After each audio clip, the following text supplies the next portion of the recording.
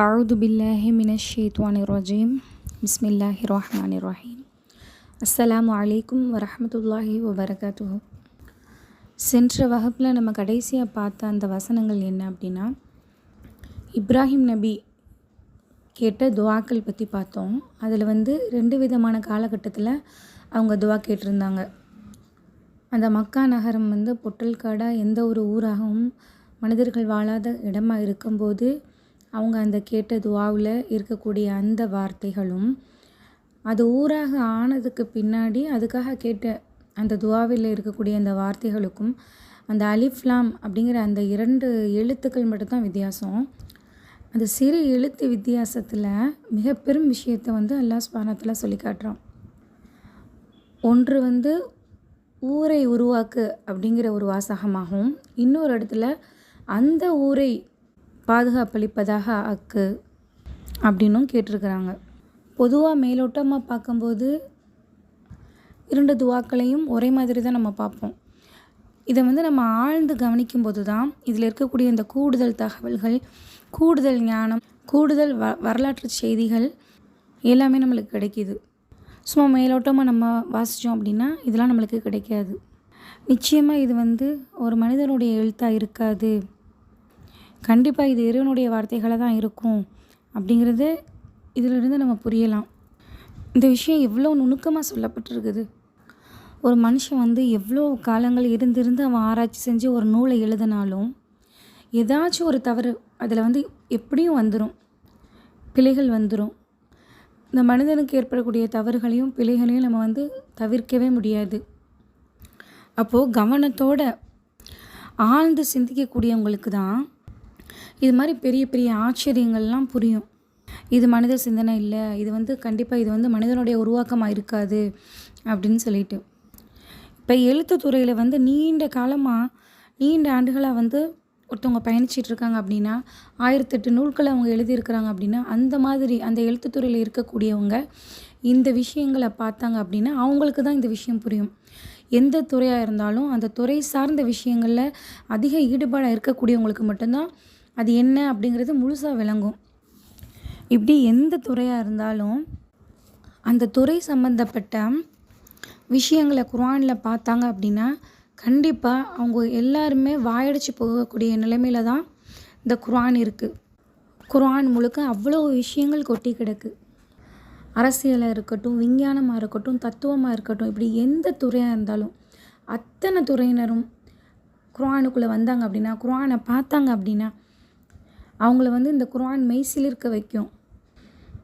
சூரத் நஹ்லில் 16வது அத்தியாயம் 68, 69 வசனங்களில் அல்லாஹ் சொல்லி காட்டுறான்.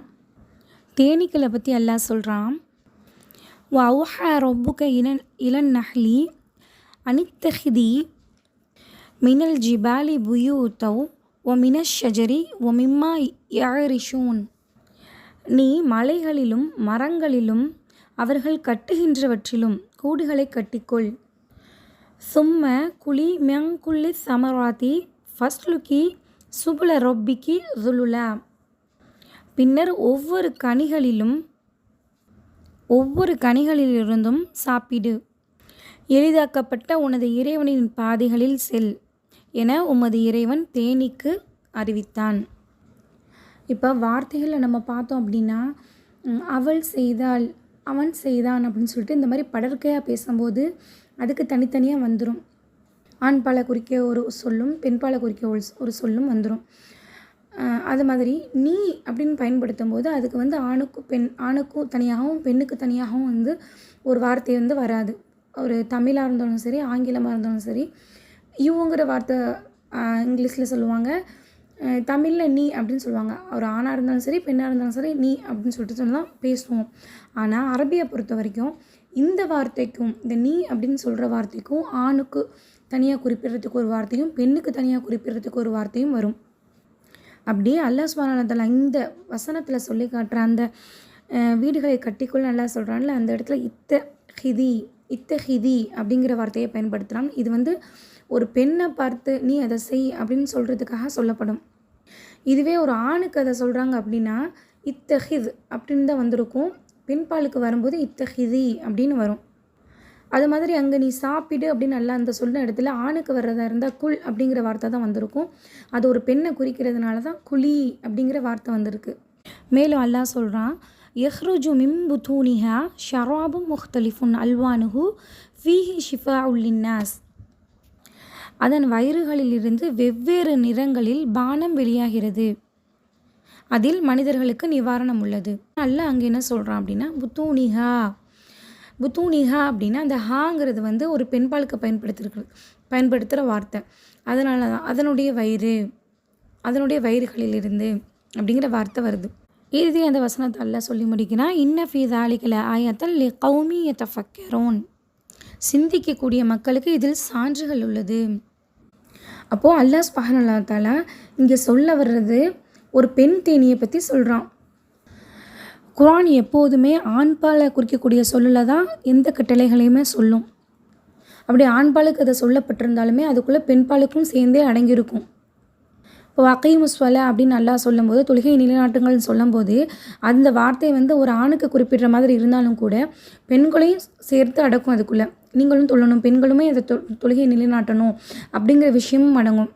இப்போ ஆணுக்கும் பெண்ணுக்கும் தனித்தனியாக குர்ஆனில் வாசகங்கள் சொல்லப்பட்டிருந்தால் குர்ஆன் இதை விட 2 மடங்காக இருக்கும். அதனால் அல்லாஹ் பொதுவாகவே ஆண்களுக்காகவே சொல்கிற மாதிரி இருக்கும். ஆனால் அதை வந்து பெண்களும் அதுக்குள்ளே அடங்குற மாதிரி தான் அல்லாஹ் சுப்ஹானஹு வ தஆலா சொல்லியிருப்பான். பெண்பாலை குறிப்பிடுற மாதிரி அல்லாஹ் குறிப்பிட்டான் அப்படின்னா அங்கே வந்து பெண்பாலை மட்டும்தான் அது குறிப்பிடும், ஆணை வந்து குறிப்பிடாது. அப்போது அல்லாஹ் சுப்ஹானஹு வ தஆலா எதனால் இந்த மாதிரி பெண் தேனீக்களை குறிப்பிடுறான் அப்படிங்கிறத நம்ம பார்த்தோம் அப்படின்னா, 50 ஆண்டுகளுக்கு முன்னாடி நடந்த ஒரு ரிசர்ச்சில், இந்த தேனீக்கள் பற்றிய ஒரு ரிசர்ச்சில் கண்டுபிடிச்சிருக்கிறாங்க. தேனீக்கள் கட்டக்கூடிய அந்த வீடு மெழுகாலானது. அந்த மெழுகு வந்து ஒரு பெண் தேனியின் உடம்பிலிருந்து தான் வெளிப்படுது அப்படின்னு கண்டுபிடிச்சிருக்காங்க. இது வந்து ஒரு ஆண் தேனி உடம்பில் வந்து இந்த இது இருக்காது. அதனால தான் அல்லாஹ் சுப்ஹானஹு வ தஆலா அந்த பெண் தேனியை பார்த்து அப்படி சொல்கிறான், நீ கட்டு அப்படின்ட்டு. அடுத்து பார்த்தா அந்த வீட்டை வந்து பாதுகாக்கிற வேலையாச்சும் ஆண் தேனி பண்ணுமா அப்படின்னு பார்த்தா அதுவும் முடியாது. ஏன் அப்படின்னா அந்த ஆண் தேனிக்கு வந்து கொடுக்கு இருக்காது, பெண் தேனிக்கு தான் கொடுக்கு இருக்கும். அப்போது அதை பாதுகாக்கிற வேலையுமே அது செய்ய முடியாது. உணவுக்கு தேவையான மற்ற வேலைகளை ஆண் தேனி செய்யுமான்னு பார்த்தா அதுவும் இருக்காது, அதுவும் செய்யாது. பெண் தேனியோடைய அந்த கால்களில் தான் ஒரு பேஸ்கெட் மாதிரி ஒன்று இருக்கும். அதில் தான் மகரந்த தூள்களை வந்து எடுத்து போட்டு அந்த பெண் தேனீக்கள் வரும்.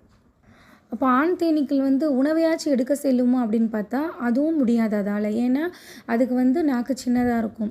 பெண் தேனீகளுக்கு தான் உறிஞ்சக்கூடிய அளவுக்கு நாக்கு ரொம்ப நீளமாக இருக்குமா. அப்போ அதால் தன்னாலேயும் உணவும் உண்ண முடியாது ஆண் தேனீகளுக்கு. ஆண் தேனீகளுக்கு உணவும் பெண் தேனீகள் தான் ஊட்டும். அப்போ ஆண் தேனீக்களோட வேலை தான் என்னன்னு பார்த்தோம்னாக்க எதுவுமே இல்லை. ஆண் தேனீக்கள் என்ன செய்யுது அப்படின்னா இனப்பெருக்கம் மட்டும் செய்கிறதுக்கு மட்டும்தான் அது வந்து இருக்குது. இனப்பெருக்கம் காலம் முடிஞ்சதுக்கு பின்னாடி இது பெண் தேனீக்கள் வந்து அதுக்கு உணவு கொடுக்கறத நிறுத்திக்கும். இது வெளியே போய் இறந்துரும். அப்படி இல்லைன்னா வேறு ஏதாச்சும் ஒரு உயிரினங்களுக்கு வந்து இரையாயிரும். அப்போது இந்த விஷயம் எவ்வளோ மெய் சிலிர்க்க வைக்கக்கூடிய நுணுக்கமான செய்தியாக இருக்குது. இன்றைய காலகட்டத்தில் வந்து நம்ம ரொம்ப ஈஸியாக இதை சொல்லிடலாம். ஆனால் இது குறித்து எந்த ஒரு அறிவும் இல்லாத அந்த காலத்தில் இவ்வளோ துல்லியமாக ஆண் பெண் அப்படின்னு சொல்லிட்டு வேறுபடுத்தி குறிப்பிட்டு எப்படி சொல்ல முடிஞ்சிச்சு? அப்போது இது இறைவனுடைய வார்த்தையை தாண்டி வேறு என்னவா இருக்கும்? இந்த அல் குர்ஆன் அல்லாஹுடைய வார்த்தைகள் தான், இறைவனுடைய வேதம் தான் அப்படிங்கிறதுக்கு இது மிக பெரும் சான்றாக இருக்குது. அடுத்து அல்லாஹ் சொல்கிறான் 30வது அத்தியாயத்தில் 1வது வசனத்திலேருந்து 5வது வசனம் வரை, சர்வதேச அரசியலுக்கும் குர்ஆனுக்கும் உள்ள தொடர்பை புரிஞ்சுக்கிறதுக்கு இந்த வசனம் ஒரு சாட்சியாக இருக்குது. அல்லாஹ் என்ன சொல்கிறான்னா, அலிஃப் லாம் மீம் குலிபத்திர் ரூமு ஃபி அதனல் அர்தி வஹும் மின் பஅதி கலபிஹிம் சயக்லிபூன் ஃபி பிலஇ சினீன லில்லாஹில் அம்ரு மின் கப்லு வ மின் பஅத். பக்கத்து நாட்டில் ரோமபுரி தோற்கடிக்கப்பட்டு விட்டது. அவர்கள் அத்தோல்விக்கு பிறகு சில ஆண்டுகளில் வெற்றி அடைவார்கள். இங்கே அல்லாஹ் சுப்ஹானஹு வ தஆலா ஒரு வரலாற்று செய்தியை சொல்லிட்டு அதற்கு அடுத்து ஒரு முன்னறிவிப்பையும் செய்திருக்கிறான். நபி ஸல்லல்லாஹு அலைஹி வஸல்லம் அவங்களுடைய காலத்தில் வந்து பக்கத்து நாடாக இருந்த இந்த ரோம் வந்து தோற்கடிக்கப்பட்டுச்சு. யாரால்? பாரசீகர்களால். ரோமர்கள் யாருன்னு பார்த்தோமாக்கா அவங்க வேதம் வழங்கப்பட்டவங்க, கிறிஸ்தவர்களாக இருந்தாங்க. பாரசீகர்கள் யார் அப்படின்னு பார்த்தோம்னாக்க அவங்க வந்து சிலை வணங்கிகளாகவும் நெருப்பு வணங்கிகளாகவும் இருந்தாங்க. அப்போது அந்த மக்காவாசிகள் வந்து இந்த பக்கத்து நாட்டில் நடந்த இந்த அரசியலை வச்சு நம்ம ஊரில் என்ன நடக்கும் அப்படிங்கிறத விமர்சனம் செஞ்சாங்க. எப்படின்னா, ரோமர்கள் வந்து வேதங்கள் வழங்கப்பட்டவங்க, அவங்க ஓரிரை கொள்கையை சொன்னவங்க, அவங்க வந்து நம்மளை போல் சிலைகளையும் பல தெய்வங்களையும் வணங்கக்கூடியவங்கள்ட்ட தோற்று போயிட்டாங்க. அது மாதிரி இந்த முகமதும் ஓரிரை கொள்கையை சொல்கிறாரு, வேதம் வழங்கப்பட்டிருக்குதுன்னு சொல்கிறாரு, அப்போ இவருமே தோற்று போவார், இவர்கிட்ட நம்ம ஜெயிப்போம் அப்படின்ற மாதிரி அப்போ அந்த மக்கள் வந்து அப்படி விமர்சனம் செஞ்சாங்க. அதுக்கு பதிலாக தான் அல்லாஹ் சுப்ஹானஹு வ தஆலா இந்த வசனங்களை இறக்குறான். ரோம் வந்து இப்போ தோற்கடிக்கப்பட்டிருக்கலாம், இன்னும் கொஞ்ச காலத்தில் அது வந்து வெற்றி கொள்ளப்படும் அப்படின்னு சொல்லிட்டு அல்லாஹ் சுப்ஹானஹு வ தஆலா முன்னறிவிப்பு செய்கிறான். இந்த பிலாக சீனின் அப்படின்னு சொல்கிறாங்க. அந்த பிலாக அப்படிங்கிறது இந்த 10க்கு கீழே அப்படிங்கிறத குறிப்பிடுறதுக்கு தான் இந்த பிலாக அப்படிங்கிறத சொல்லுவாங்க. அப்போ பிலாக சீனின் அப்படின்னா சில வருடங்களுக்குள்ள 7 வருஷமோ 8 வருஷமோ 9 வருஷமோ இப்படி 10க்குள்ளே அத்தனை வருஷத்துக்குள்ளே இந்த ரோமர்கள் வந்து வெற்றி பெறுவாங்க அப்படின்னு சொல்லிட்டு அல்லாஹ் முன்னறிவிப்பாக செஞ்சால், அந்த முன்னறிவிப்பு வந்து நபி ஸல்லல்லாஹு அலைஹி வஸல்லம் அவர்கள் வாழ்ந்த காலத்துலேயே அந்த முன்னறிவிப்பு வந்து நிறைவேற்றப்பட்டுச்சு. அப்போ அல்லாஹ் சுப்ஹானஹு வ தஆலா முன்னறிவிப்பு செஞ்சதுபடி நடந்ததுனால இது அல்லாஹ்வுடைய வார்த்தைகள் தான், இது இறை வேதம் தான் அப்படின்னு அறிவுடையவர்களுக்கு சான்றாக இது இருக்குது. அடுத்து இன்னொரு முக்கியமான விஷயம் இந்த வசனத்தில் பார்த்தோம் அப்படின்னா, ஃபி அதுனல் அரதி, பக்கத்து ஊரில் அப்படின்னு அல்லாஹ் சொல்கிறான். இந்த அதனா அப்படிங்கிற வார்த்தைக்கு நெருக்கமானது அப்படிங்கிற அர்த்தம் இருந்தாலும் இன்னொரு அர்த்தமும் அதுக்கு இருக்குது. தாழ்ந்த அப்படின்னு அர்த்தமும் வரும். இப்போ நெருக்கமானது பக்கத்தில் அப்படின்னு சொல்லும்போது கரீப்ங்கிற வார்த்தையை அல்லாஹ் சுப்ஹானஹு வ தஆலா அங்கே பயன்படுத்தியிருக்கலாம். ஆனால் அந்த வார்த்தையை பயன்படுத்தாமல் 2 அர்த்தங்கள் வரக்கூடிய இந்த அதுனாங்கிற வார்த்தையை அல்லாஹ் சுப்ஹானஹு வ தஆலா அங்கே பயன்படுத்தலாம். இப்போ இந்த அதுனா அப்படிங்கிற வார்த்தை வந்து தாழ்வு அப்படிங்கிற ஒரு அர்த்தத்தையும் தரும். அல்லாஹ் சுப்ஹானஹு வ தஆலா வந்து அந்த மூசா நபி அவங்களுடைய சமுதாயத்திற்கு மண்ணு சல்வா அப்படிங்கிற அந்த உணவை கொடுக்கும்போது அந்த மக்கள் வந்து ஒரே உணவை சாப்பிட்டு எங்களுக்கு அழுத்து போச்சு, எங்களுக்கு வந்து பூமியிலேருந்து விளையக்கூடிய அந்த கீரை, பூண்டு, வெள்ளரிக்காய் இது போன்ற உணவுகள் வேணும் அப்படின்னு சொல்லிட்டு அந்த மக்கள் கேட்கும்போது அல்லாஹ் அவங்கள்ட்ட கேட்பான், அத்தஸ்தப்திலூன அல்லதி ஹுவ அதுனா பில்லதி ஹுவ கைர், உயர்ந்ததுக்கு பதிலாக நீங்கள் தாழ்ந்ததை கேட்குறீங்களா அப்படின்னு சொல்லிட்டு அல்லாஹ் அங்கே கேட்டிருப்பாங்க. அல்லாஹ் அதுனா அப்படிங்கிற வார்த்தையை தான் பயன்படுத்தியிருப்பான்.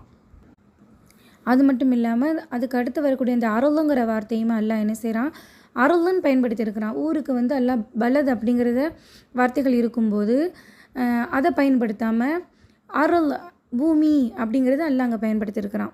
அப்போ இந்த வார்த்தைகளை நம்ம கவனிக்கும்போது இதுக்குள்ளே இன்னும் ஆழமான விஷயங்கள் இருக்குது அப்படிங்கிறத நம்ம யோசித்தா, அல்லாஹ் பயன்படுத்தக்கூடிய இந்த 2 அர்த்தங்கள் தரக்கூடிய இந்த வார்த்தைகளை பற்றி நம்ம யோசித்தா, வேறு எதையும் அல்லாஹ் இங்கே சொல்ல வர்றானோ அப்படின்ற மாதிரி நம்ம சிந்திச்சா, இப்போ பூமியை எடுத்தோம் அப்படின்னா அது வந்து ஒரே மட்டத்தில் இருக்காது. தாழ்வான பகுதி, உயர்வான பகுதி, மேடும் பள்ளம் அப்படின்னு சொல்லிட்டு இருக்கும். பொதுவாக வந்து பூமியை வந்து அளவிடுறதுக்கு கடல் மட்டத்திலிருந்து தான் அளவிடுவாங்க. இப்போ உலகத்திலேயே உயர்ந்த பகுதி எதுன்னு சொன்னால் அது எவரெஸ்ட், அதை சொல்லுவோம். கிட்டத்தட்ட கடல் மட்டத்திலிருந்து 9 கிலோமீட்டர் உயரத்தில் இருக்குது. இப்போ தாழ்வான பகுதி எது, உலகத்திலே தாழ்வான பகுதி எதுன்னு பார்த்தா டெத் சி, சாக்கடல்னு சொல்லுவாங்கள்ல, அந்த பகுதியை தான் உலகத்திலேயே மிக தாழ்ந்த பகுதி. கடல் மட்டத்திலிருந்து கீழே இருக்கும் அப்படின்னு சொல்லிட்டு சொல்லுவாங்க சில பகுதிகள். அப்போது இந்த ரோமர்களுக்கும் பாரசீகர்களுக்கும் நடந்த அந்த போர் எந்த இடத்துல நடந்துச்சு அப்படின்னா இந்த தாழ்வான இடத்துல தான் நடந்துச்சு. சாக்கடல் இருக்கக்கூடிய அந்த பகுதிகளில் தான் நடந்துச்சு. இந்த பகுதி பார்த்தோம் அப்படின்னா கடல் மட்டத்தை விட ரொம்ப கீழே 1412 அடிகளுக்கு கீழே இருக்குது, கிட்டத்தட்ட 430 மீட்டர். அப்போ அல்லாஹ் சுப்ஹானஹு வ தஆலா இங்கே 2 அர்த்தங்களை தரக்கூடிய 2 வார்த்தைகளை பயன்படுத்தி இருக்கிறான். அதுனா அப்படிங்கிற வார்த்தையை நெருக்கம் அப்படிங்கிறதுக்கும் தாழ்வு அப்படிங்கிறதுக்கும் பயன்படுத்தியிருக்கிறான். இன்னொன்று என்னென்னா அருள், வலது ஊருக்கு பூமின்னு பயன்படுத்தியிருக்கிறான். அப்போ இவ்வளோக்கு ஆழமான இந்த விஷயத்தை படைச்ச இறைவனால் தவிர வேறு யாரால் சொல்ல முடியும்? இவ்வளோ உரைகளுக்கு மத்தியில், உபதேசங்களுக்கு மத்தியில் போகிற போக்கில் இப்படி யாராலும், எந்த மனிதராலும் சொல்ல முடியாது. அப்போது இந்த விஷயங்களை வந்து நம்ம தனிமையில் இருந்து சிந்திச்சா அல்லாஹ்வுடைய வார்த்தைகளை வாசிக்கிறேன் அப்படிங்கிற சிந்தனையோடு அந்த உணர்வோடு நம்ம வந்து குர்ஆனை திறந்தா படைத்தவனின் வார்த்தைகள் இது அப்படிங்கிற உணர்வோடு நம்ம படித்தா இதுக்கு முன்னாடி வகுப்புகளில் பார்த்த அந்த 4 பண்புகளும் மிக சுலபமாக நமக்குள்ளே வந்துடும். அப்போது நம்ம இதுவரை இந்த 4 வர வகுப்புகள்லேயும் நம்ம பார்த்தது என்னென்னா, நம்ம மனம் எவ்வளோ ஈடுபடணும், அறிவு சார்ந்து, உள்ளம் சார்ந்து, சிந்தனை சார்ந்து எப்படி குர்ஆனை அணுகணும் அப்படிங்கிறத தான் பார்த்துருக்குறோம். ஏன்னா அதான் பிரதானம், அதான் அடிப்படை. இந்த மனசை சரிப்படுத்துகிற விஷயத்தில் ஏதாச்சும் கோளாறு இருந்துச்சு அப்படின்னா குர்ஆன் நமக்குள்ளே வராது, குர்ஆன் நமக்குள்ளே நுழையாது. இப்படி கரெக்டான எண்ண ஓட்டத்தோட குர்ஆனை நம்ம படிக்காட்டா நேர்வழி காட்ட வேண்டிய அந்த குர்ஆனே நம்மளை வழிகேட்டில் விடுறதுக்கு வாய்ப்புகள் இருக்குது. குர்ஆனே அதை சொல்லுது. அதைப்படி குர்ஆனை படித்து வழிகிடுவாங்க அப்படிங்கிறது நம்ம பார்த்தோன்னா நம்ம வரலாறுகளை எடுத்து படித்தா நமக்கு அது தெரியும். நபி ஸல்லல்லாஹு அலைஹி வஸல்லம் அவங்களுடைய காலத்திலிருந்து இன்றைக்கி வரைக்கும் இஸ்லாத்தின் பேரில் எவ்வளோ வழிகேடுகள் வந்திருக்குது. காதியானிகள்னு இருக்கிறாங்க. இப்படி அவங்கெல்லாம் எங்கேருந்து தங்களுக்கான ஆதாரங்களை முன் வச்சாங்க? குர்ஆனில் இருந்து தான் முன் வச்சாங்க. கெட்ட நோக்கத்தோடு சரியான தெளிவான சிந்தனை இல்லாமல் இந்த குர்ஆனுக்குள்ளே நுழைஞ்சாங்க அப்படின்னா கண்டிப்பாக அவங்கள இந்த குர்ஆன் வழிகெடுக்கும். அல்லாஹ் சொல்கிறான், யுதில்லு பிஹி கஸீரா வ யஹ்தி பிஹி கஸீரா. இந்த குர்ஆன் அதிகமானவருக்கு வழியை காட்டும் அப்படின்னு சொல்கிற அந்த இறைவன் அந்த வார்த்தைக்கு முன்னாடி யுதில்லு பிஹி கஸீரா, இதன் மூலமாக அதிகமானவரை நான் வழிகெடுப்பேன் அப்படின்னு சொல்கிறான். அப்போ குர்ஆன் வழிகெடுக்கும் அப்படின்னு சொல்லிட்டு அல்லாஹ் சொல்கிறான். எப்போ வழிகெடுக்கும் அப்படின்னு பார்த்தா இந்த குர்ஆனுக்குள்ளே போகும்போது மன உணர்வு சரியில்லாமல் போனாங்க அப்படின்னா அவங்கள வழிகெடுக்கும்.